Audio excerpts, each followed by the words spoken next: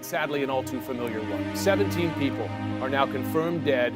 We know at least 3 people still in critical condition after police say that a shooter, believed to be just 19 years old, opened fire at his former high school.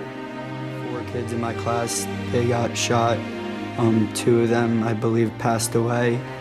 I saw them on the ground after they were shot. There was blood everywhere, and it was just horrible. Oh my God!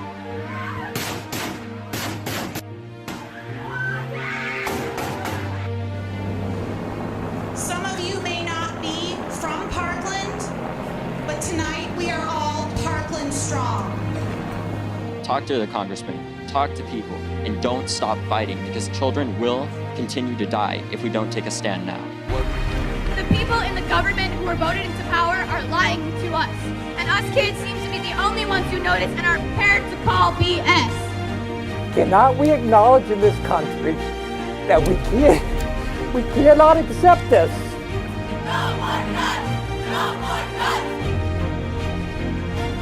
Lie-in that they had at the White House yesterday. There were rallies in Los Angeles. The activism from the students who were directly affected. Can you tell me right now that you will not accept a single donation from the NRA? The public has had enough. The kids have had enough. I want to be able to make sure that our kids are also You have a stake in this, and you have to come up with solutions. kept this story and the issue of gun control in the spotlight. Although they aren't prepared right now, they better get prepared because change is coming.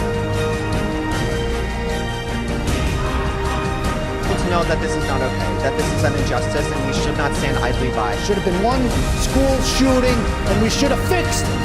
But you just told this group of people that you are standing up for them.